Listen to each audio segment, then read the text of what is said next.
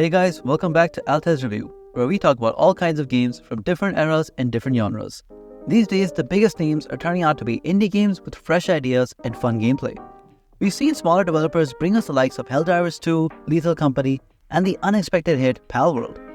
In the last few years, we've seen smaller studio games compete with and even beat AAA developers.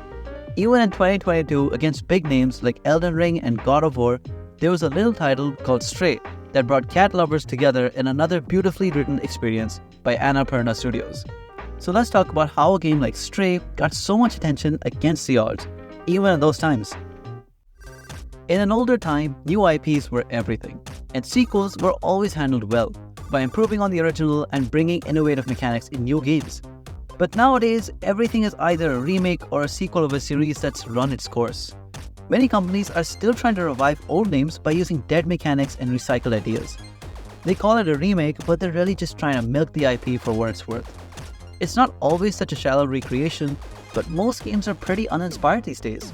AAA games are trying to follow trends and famous titles to keep getting easy money and a consistent audience. But smaller studios are able to keep focusing on making their games fun, exciting, and different. They don't care about what trends are running well. They just think about how much fun a certain idea or a specific game mechanic can be. And to that end, they use inspirations, unusual ideas, and attention to detail to make the experience as fun for others as it is for the devs themselves. That's where Stray brings this idea of playing as a cat in a cyberpunk world. If it was just playing as a cat, it might not have been that big of a deal. But Stray focused on a lot more than just the meow button. As always, the themes and story were the primary goal, and a cat protagonist served as a hook to catch players' attention, while also being a very different perspective to view a fictional world. Cyberpunk dystopias and the extinction of humanity is actually not an uncommon theme for games. But Annapurna put us in control of a character that's mostly indifferent to the issues that a human character would have had. If it was a random, funny little game that's just about playing as a cat, the game would be talked about, but it wouldn't really be remembered for anything. Annapurna takes the simplest things and puts an emotional spin on them using minigames and environmental storytelling.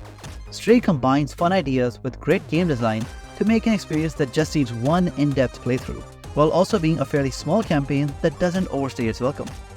There's a lot of optional little items to collect in each area, but these are used more as a way to give a reason to explore and find out more about the general lore of the area. And if you collect everything, you get cute little cutscenes with certain characters interacting with the protagonist, the cat.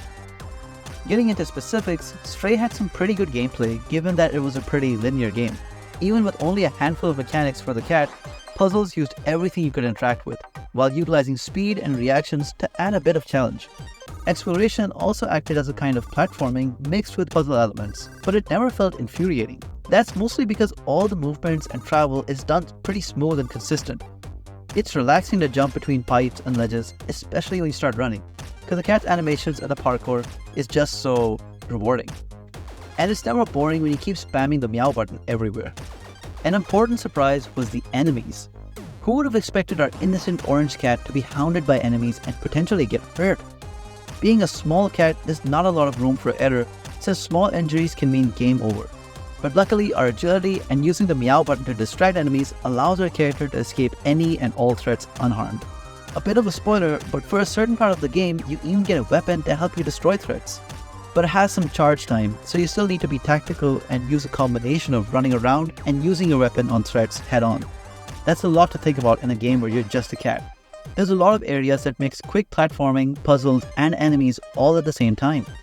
But the difficulty never spikes too high, and after each heart-pounding escape is a chill, mellow area with a lot of fun and cute characters and interesting environmental details that add a lot to the world you're in, whether it's lore or just noticing what was there in the past when humans were still there. There's a lot of care put into the various robot characters and in the relation of how the world was before humans went extinct. It's kind of sad seeing the old remnants of humans, but many of the robots themselves have even deeper stories, filled with regrets, grief, dreams, and even sacrifice. And of course, it's important to mention our important sidekick, B12. He acts as a secondary protagonist and basically gives a voice to the player, allowing us to understand robots and speak to others.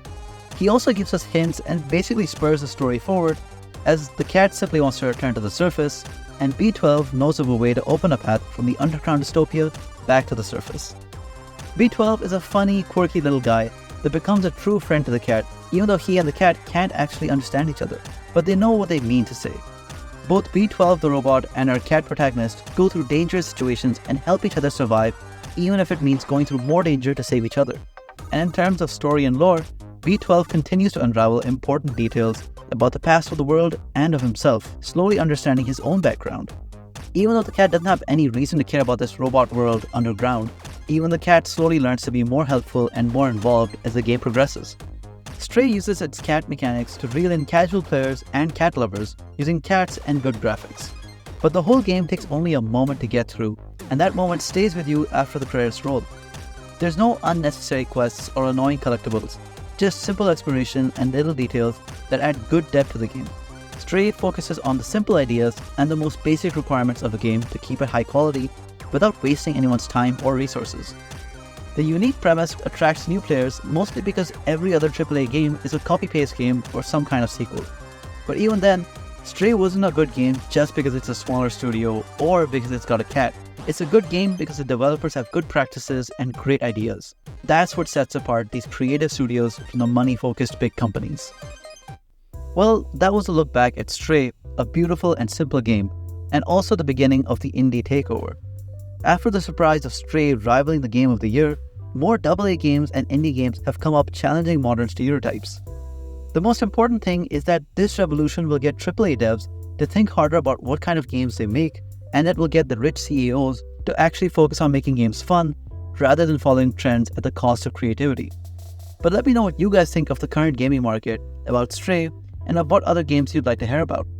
If you enjoyed the video, please like and subscribe. Until then, I hope I see you in the next video.